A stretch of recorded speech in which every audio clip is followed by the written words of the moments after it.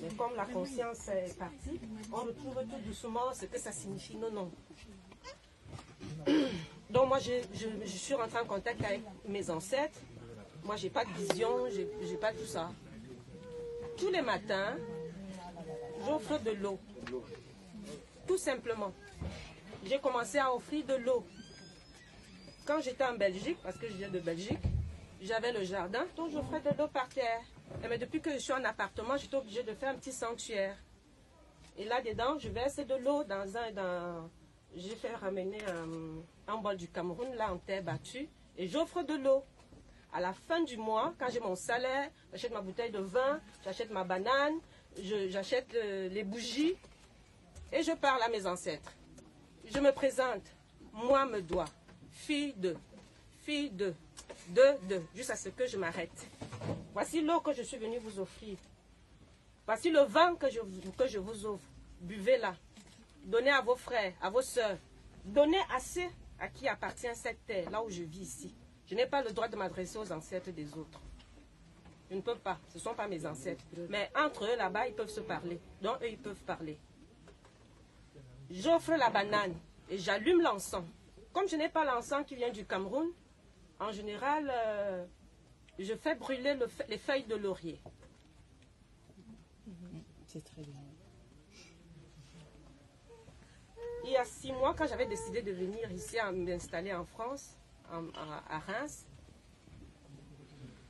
on me donne l'adresse d'un monsieur, je suis allée là-bas, j'ai passé la journée avec sa femme pour me montrer la ville. Elle me dit, ici c'est telle ville, et là-bas c'est telle autre ville, c'est tel autre quartier. Ici on paye les impôts chers, là-bas on paye moins cher. Mais c'est le quartier le plus chic de Reims. Je lui dis, c'est là où je vais habiter. Quand moi je vais arriver ici, là, c'est là où je vais habiter. Elle me dit, comment ça, c'est très difficile d'avoir un appartement là-bas. J'avais une bouteille de champagne qu'on m'avait offert. J'ai ouvert ma bouteille de champagne. Je suis allée verser l'eau de ce côté de cette ville-là. Et j'ai dit à mes ancêtres, voici la bouteille de champagne que je vous offre.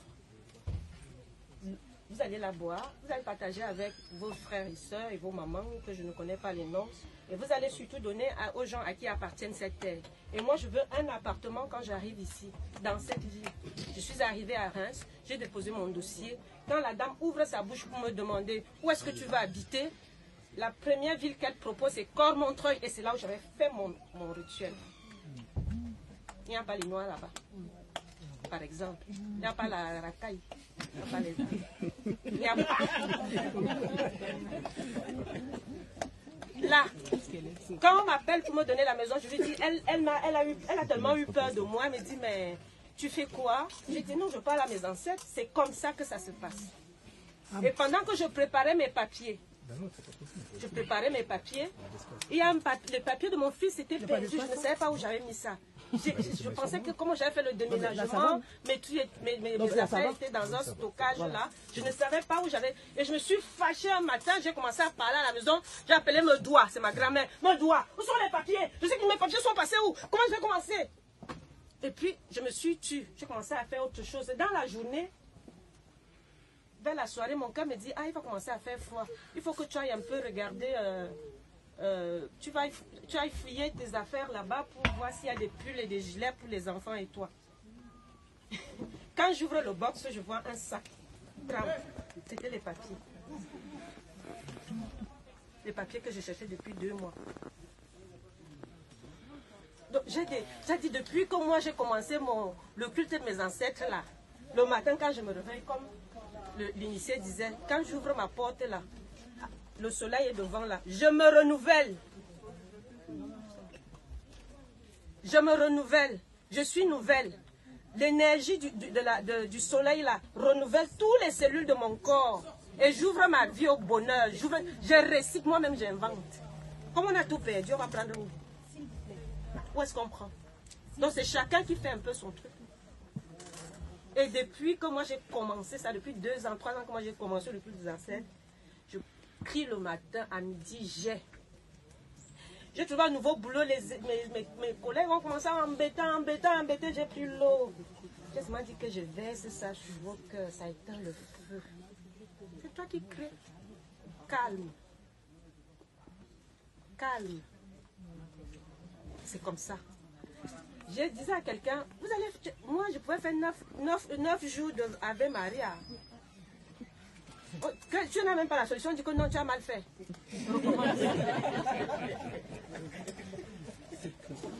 Tu fais les jeûnes et les prières à partir de l'âge de 14 ans, je faisais les prières, les jeûnes, un enfant, j'ai même fait quoi pour souffrir comme ça? Depuis que j'ai renoué avec mes ancêtres, je suis calme. Ça va, tout va bien, je veux quelque chose, ça vient. J'ai une amie à Dunkerque, quand je lui dis que ouais, je suis foirée, elle me dit, laisse ça. Je sais que dans 2 jours, tu vas me dire que tu as trouvé la solution, les choses vont se présenter. Je n'ai pas 1 franc pour venir sur Reims, alors que c'est moi qui portais le grand initié pour arriver ici. Ce matin, j'entre dans mon compte, je vois qu'il n'y a plus rien. Je dis, je vais dire quoi à cette Kem? C'est moi qui dois porter l'initié, je fais comment? 2 appels, viens chercher.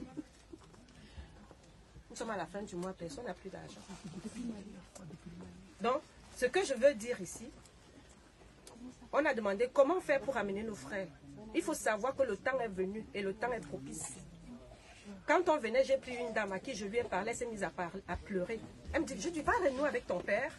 Ton père était un grand au Cameroun. Les gens partaient de loin pour venir apprendre chez lui.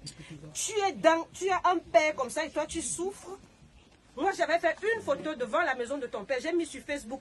Les initiés venaient me demander que, ma soeur, tu es assise où comme ça?